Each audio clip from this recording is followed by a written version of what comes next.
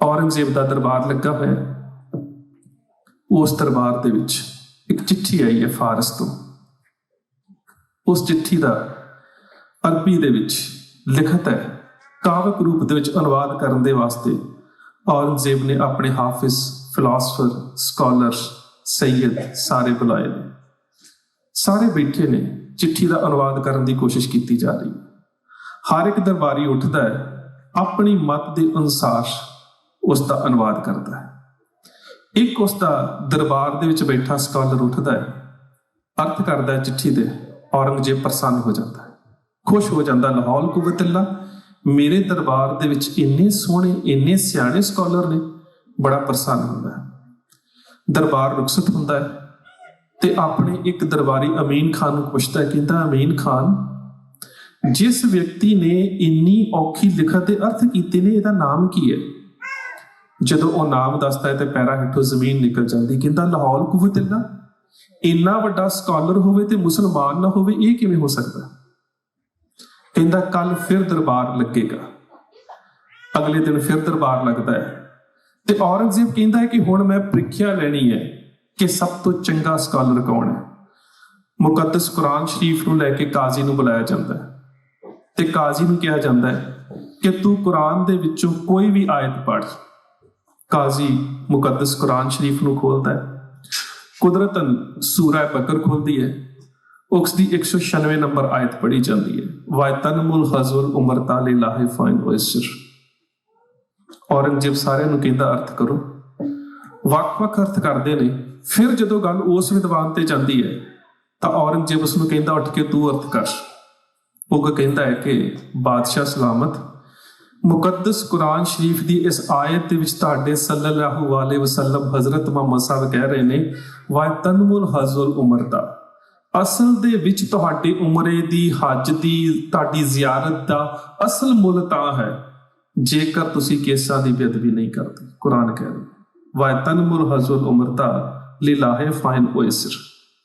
जे तुसी इस समय च केसां दी बेअदबी करदे हो तां तुहाडी इबादत भी प्रवान नहीं। औरंगजेब खुश होता है, दरबार फिर रुखसत हो जाता है, विदाई दे दी जाती सारे। अपने दरबारी दे नाल सलाह करता है, कहता जां तां इस विद्वान नूं दीन इस्लाम च लिआंदा जावे ते जां फिर कतल कर दिता जाए। यह गल उसकी बेटी ज़ेबल निसा सुन रही है।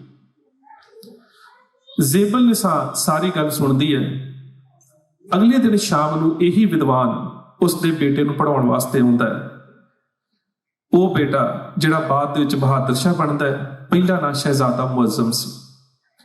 शहजादे मुअज़्ज़म नूं जदों पढ़ाउण वास्ते आउंदा है तां उसकी भैण उसनूं दसदी है, कहंदी मुअज़्ज़म, मैं दरबार दे विच सुणिया जिस विद्वान दे कोलों तू अरबी ते फारसी सीख रहा है, अब्बा हजूर कह रहे सी कि जां ते उसनूं मुसलमान बनाया जाएगा जां कतल कर दिता जाएगा। यही गल शहजादा मुअज़्ज़म अपने उस्ताद नूं कहंदा है। कहंदा उस्ताद जी, मेरी आपा जान ने, मेरी भैन ने दस्सिया कि जां तुहानूं दीन इस्लाम च लिआंदा जाएगा जां कतल कर दिता जाएगा। हुण जरूरी नहीं हुंदा जिहड़ा स्कॉलर होवे, जिहड़ा विद्वान होवे, वो मौत तो डरदा नहीं। दो गल्लां उहदे सामने ने, जां दीन इस्लाम कबूल करना जां मौत कबूल करना। हर कोई चाहुंदा है मेरा धर्म भी सलामत रहे, मेरी जान भी सलामत रहे। वो विद्वान अपने तालिब दे अगे, अपने स्टूडेंट दे अगे हाथ जोड़ के कहंदा है, कहंदा मुअज़्ज़म, दस मैं कित्थे जावां जिथे धर्म भी बचे ते जान भी बचे। हुण है तां औरंगजेब दा बेटा ते कह रहा अपने उस्ताद नूं ते सलाह की दे रहा है, कहंदा एक ही जगह है जिथे धर्म भी बच सकता है ते जान भी बच सकती है, तू आनंदपुर साहब चला जा। ये विद्वान खनेरे दे विच औरंगजेब के दरबार नूं छड्डदा है, आनंदपुर साहब पहुंचता है। ये ने मुल्तान के रहने वाले भाई छज्जू माल जी के पुत्र भाई नंद लाल जी कलगीधर पातशाह के चरणों च पहुंचते हैं। सवेरे हुई है, कलगीधर पातशाह इशनान करके बैठे ने, बड़े सुनहरी केस, चेहरे ते सूरज पै रहा है। सीगा फारसी का शायर कलगीधर पातशाह के कोल जाके खड़ा हो गया। लागे जाके एक नज़म कही है, कहता पातशाह दीन दुनिया दरक मंदे आप हरी रुखसार मां, हर दो आलम कीमते यकतार मुए यार मां। कलगीधर पातशाह तेरे चेहरे दे विचों, तेरे रुखसार दे विचों जिहड़ा जलाल नजर आ रहा है, इंज लगदा है कि सारी कायनात दी सुंदरता तेरे चेहरे 'ਚ। ते जिहड़े तेरे केस चमक रहे ने ना, वो सारे केसां दी गल नहीं करदा, कहंदा यक तार, यक दा भाव है एक, यक तार एक केस। कहंदा कि एक केस दे उपरों आप री रुखसार मां हर दो आलम तेरे एक केस दे उपरों दो आलम कुर्बान किए जा सकते, लोक ते परलोक, एक केस दे उपरों। दीन दुनिया दरक मंदे आप री रुखसार मां हर दो आलम कीमते, यक तार मूए यार मां। ए पातशाह तेरे एक केस दे उपरों दो जहान कुर्बान किए जा सकते ने, ते तेरे चेहरे दे जलाल दे सामने सारे ब्रह्मंड दी जिहड़ी जलालत है, जिहड़ी सारे ब्रह्मंड दी रोशनाई है, वो भी मध्यम लगदी है। पातशाह घुट के सीने नाल लाउंदे ने नंद लाल, ये किवें? नंद लाल अगली गल करदा है, दिल अगर दाना पवत अंदर किनार शियार अस्त, चश्म गर बिना पवत हर तरफ दीदार अस्त। पातशाह जदों दा तेरे नाल मन जुड़ गया, जदों दा हिरदे अंदर तू जोत दा प्रकाश कर दिता है, सच जानी हुण तू सामने ना भी होवे तां हर तरफ दीदार अस्त, मैनूं हर पासे तू ही दिसदा। पातशाह ने बड़े प्यार दे नाल गलवकड़ी च लिया नंद लाल नूं, लैके तुर पे। कुछ सिख होर भी नाल तुर पे। मैं गल संकेतां च कीती सी कि छोटियां छोटियां गल्लां चों किन्नियां वड्डियां गल्लां दा सबक मिलदा है, बशर्ते असीं जुड़े होईए। ਜਾਂਦਿਆਂ ਜਾਂਦਿਆਂ कलगीधर पातशाह ने एक बड़ा प्यारा कौतक कीता है। एक पत्थर जमीन तो चुक्या ते पानी च सुੱਟ ਦਿੱਤਾ, ਨਾਲ एक सवाल कीता है, सिखो पत्थर डुੱਬਿਆ क्यों है? सिख ने जवाब दिता है, पातशाह तुसी पत्थर चुक्या ते पानी च सुੱਟ ਦਿੱਤਾ, तुसी भी जाणदे हो कि पानी दे विच हर भारी चीज डुੱਬ जाती है, पत्थर डुੱਬ गया। पातशाह मुस्कुरा पे, कोई टिप्पणी नहीं, कोई कमेंट नहीं। थोड़ा होर अगे गए, एक पत्थर फिर चुक्या ते फिर पानी सुੱਟ ਦਿੱਤਾ, सवाल फिर वही है, सिखो पत्थर डुੱਬਿਆ क्यों है? पातशाह पानी हल्का हुंदा है, पत्थर भारा हुंदा है, हर भारी चीज पानी च डुੱਬ जाती है, इस करके डुੱਬ गया। पातशाह मुस्कुरा पे, थोड़ा फिर अगे गए, एक पत्थर फिर चुक्या ते फिर पानी च, सवाल फिर वही है, सिखो पत्थर डुੱਬਿਆ क्यों है? पातशाह की करते हो? आम साडा सुभाव है ना, एक बारी दो बारी तीन बारी कोई पूछे असीं तलखी च आ जाने। मैं खुद डॉक्टर है, कई बारी मरीज तीन बारी दवाई भी पूछे तो असीं कहने माता तीन बारी तो दस्सिया, दिन च तीन बारी लैनी है, तू बार बार पूछी जाए, असीं खिज जाने, साडा सुभाव। पातशाह नहीं खिजे। सिख कहंदा, पातशाह की करदे हो? पत्थर चुकदे हो, पानी च सुੱਟਦੇ हो, फिर कहंदे हो डुੱਬਿਆ क्यों? तुहानूं भी पता है कि पत्थर पानी च डुੱਬਦਾ है। पातशाह तलखी च नहीं आए, मुस्कुरा पे। थोड़ा होर अगे गए, पत्थर फिर चुक्या ते फिर पानी दे विच। सवाल तो उही है, पर हुण सवाल जिसनूं कीता जा रहा वो बदल गया। पहला कह रहे सी सिखो पत्थर डुੱਬਿਆ क्यों है, हुण कह रहे ने नंद लाल पत्थर डुੱਬਿਆ क्यों है। नंद लाल चुप है। पातशाह फिर पूछते ने, नंद लाल मैं तेनू पुछ रहा पत्थर डुੱਬਿਆ क्यों है? कोई आवाज नहीं।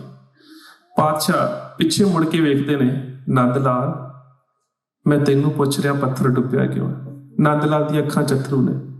कहंदा, पातशाह ब्राह्मण मुश्ताक है पुत, जाहिद फिजाए खान का, हर कजा जलवा मोहब्बत दीदा है शरशार अस्त। पातशाह कोई ब्राह्मण तां जाके बुत्तां नूं मत्थे टेकदा है, मैं ना डुੱਬਾ। कोई मुसलमान पत्थर दी मस्जिद च जाके सिजदे करदा है, मैं ना डुੱਬਾ। सच जानी मेरी अखां दे विच हंझू तां इस करके आ गए, ना मैं पत्थर वेख्या ना मैं पानी वेख्या, मैनूं ते इन्ना पता लगा जिहड़ा तेरे हत्थ चों छुट गया वो डुੱਬ गया। हर कजा जलवा मोहब्बत दीदा है शरशार अस्त। मैं तो होर कुछ वेख्या ही नहीं। हुण सिख तां सारे ही सी, समझिया किसने गुरु दी रमज नूं? भाई नंद लाल जी ने। किते असीं उवें दे तां नहीं बन रहे कि रोज गुरु दे दवार आवे ही होने। जिथों मैं गल शुरू की सी, माया डर डर पतहार गुरुद्वारे जाए, तहां जो व्यापे माया कहो कत जाइए। जेकर गुरु दे दरबार च आके भी चेतनता नहीं मिलनी तो फिर कित्थे जावांगे? हुण तक तां दुनिया के लोगों के कोल जिन्हां कोल छोटियां छोटियां मोमबत्तियां ने, मैं बाकी धर्मां की गल कर रहा, उन्होंने संसार दे विच अपने धर्म का प्रकाश कर दिता, ते जिन्हां कोल ज्ञान का चानन सी उन्हां दे घरां च हनेरा गया। किते यही तो नहीं असीं गुरु की चेतनता नूं अजे तक अपने हिरदे दे विच वसाया ही नहीं। किते ये तो नहीं कि मटीरीअलिज्म या पदार्थवाद की दौड़ दे विच असीं स्पिरिचुअलिटी नूं टुट गए, असीं रूहानीयत का सफर तय करना छड्ड दिता है। पर जिन्हां ने कीता है वो पत्थर चों भी समझ रहे हैं कि जिहड़ा हर कजा जलवा मोहब्बत दीदा है शरशार अस्त। ਤੇ ਹੁਣ ਅਗਲਾ ਸਵਾਲ, ਪਾਤਸ਼ਾਹ ਹੁਣ ਨੰਦ ਲਾਲ ਨੂੰ ਕਹਿ ਰਹੇ ਨੇ, ਨੰਦ ਲਾਲ ਕੁਛ ਮੰਗ, ਦੱਸ ਤੇਰੀ ਮੰਗ ਕੀ ਹੈ। ਨੰਦ ਲਾਲ ਕਹਿੰਦਾ, ਪਾਤਸ਼ਾਹ ਤੇਰੇ ਰੁਖਸਾਰ ਦੇ ਵਿੱਚੋਂ ਕਾਇਨਾਤ ਦੇ ਦਰਸ਼ਨ ਹੋ ਗਏ। ਇਹੋ ਹੀ ਮੰਗ ਹੁੰਦੀ ਹੈ ਨਾ, ਕਿ ਖੰਡਾ ਬ੍ਰਹਮੰਡਾਂ ਦਾ ਗਿਆਨ ਮਨੁੱਖ ਨੂੰ ਹੋਵੇ। ਪਾਤਸ਼ਾਹ ਤੇਰੇ ਚਿਹਰੇ ਦੇ ਵਿੱਚੋਂ ਕਾਇਨਾਤ ਦੇ ਦਰਸ਼ਨ ਹੋ ਗਏ। ਪਾਤਸ਼ਾਹ ਤੇਰੇ ਕੇਸਾਂ ਦੀ ਕਤਾਰ ਦੇ ਉੱਪਰੋਂ ਲੋਕ ਪਰਲੋਕ ਸਿਜਦੇ ਕੀਤੇ ਜਾ ਸਕਦੇ। ਮੇਰੀ ਮੰਗ ਉਹ ਵੀ ਨਹੀਂ ਹੈਗੀ, ਕਿਉਂਕਿ ਸਾਡੀ ਆਮ ਮਨੁੱਖਤਾ ਦੀ ਮੰਗ ਹੈ, ਲੋਕ ਸੁਖੀਏ ਪਰਲੋਕ ਸੁਹੇਲੇ, ਨਾਨਕ ਹਰ ਪ੍ਰਭ ਆਪੇ ਮਿਲੇ।